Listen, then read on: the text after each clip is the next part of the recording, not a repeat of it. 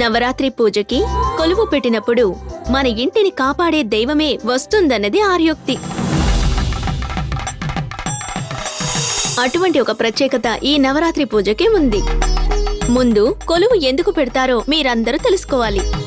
ఏదో చెత్త మాట్లాడుతుందని అనుకోకుండా అందరూ ఓపిగ్గా కూర్చొని విన్నారంటే నేను ఎన్నో ఉపయోగపడే పాయింట్స్ మీకు చెప్తాను, సరేనా? కొబ్బరి మొక్కలు ఎప్పుడు పెడతారో తెలియడం లేదే. పురుగులు, పుష్పాలు, ఫలాలు అన్న ఆది రూపాల నుండి మానవ జన్మగా ఎన్నో రెట్లు ఉన్నతమైన జన్మెత్తిన మనం మన స్థాయి దిగజారకుండా అవతార పురుషులుగా మారి దేవుడితో ఐక్యత పొందాలన్నది తెలియచేయడానికే.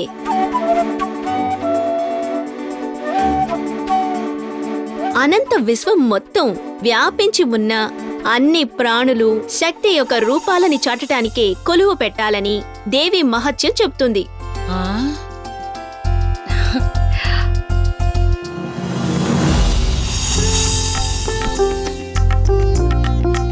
నవరాత్రి నాయకిగా ఉన్న అమ్మవారికి మధుర మీనాక్షి, కంచి కామాక్షి, కాశీ విశాలాక్షి అని ఎన్నో అవతారాలు ఉన్నప్పటికీ అమ్మవారి అన్ని రూపాలు కలిసిన అవతారం ఒకటి ఉంది అంటే అది శ్రీ దుర్గాదేవి అవతారమే.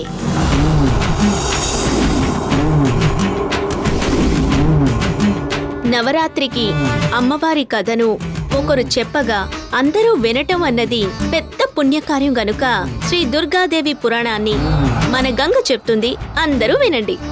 ఏమిటి గంగా? అవును గంగా, నీకెలా ఈ కొలువు పెట్టే కథలన్నీ తెలుసు? నా చిన్నప్పుడే మా నాన్న ప్రతి నవరాత్రికి నాకు కథ చెప్పేవారు.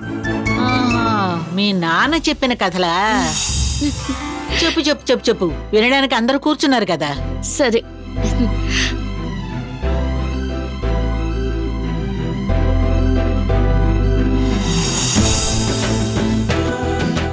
జమదగ్ని ముని అని ఒక ఋషి ఉండేవారు. ఆయనకి శ్రీ రేణుకాదేవి అని అందాల భార్య ఉండేది. వాళ్ళిద్దరికీ పరశురాముడు బిడ్డగా పుట్టాడు.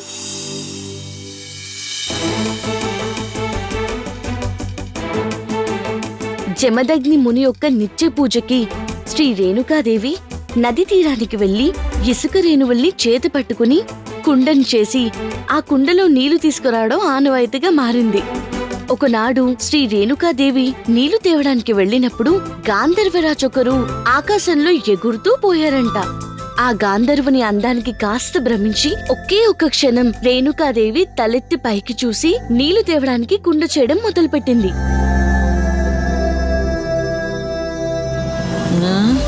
ఏం చెప్తుంది? కాని ఇసుకతోటి ఆవిడికి కుండ చేయడం కుదరలేదు. జమదగ్ని మునీశ్వరుడి దగ్గరకొచ్చి కుండ చేయడం కుదరలేదని చెప్పిందంట.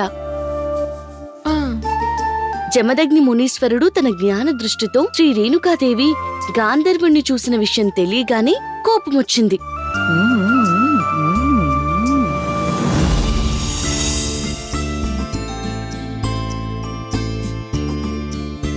పరశురాముణ్ణి పిలిచి మీ అమ్మ చేసిన కార్యానికి తల నరికేయమని చెప్పాడు.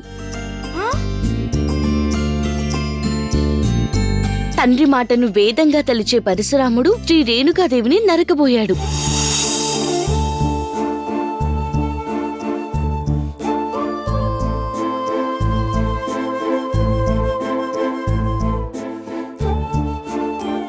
అయ్యో! శ్రీ రేణుకాదేవి తప్పించుకుని బకకర్చుకుని ఇంట్లో తలదాచుకుంది. ఆవిని తరుముకుంటొచ్చిన పరశురాముడు శ్రీ రేణుకాదేవిని నరకబోయాడు. కర్షకుని భార్య అడ్డుపడి ఆపినందువల్ల శ్రీ రేణుకాదేవిని మాత్రమే కాకుండా ఆ కర్షకుని భార్య కూడా నరకబడి తల వేరు మొండం వేరు అయిపోయింది.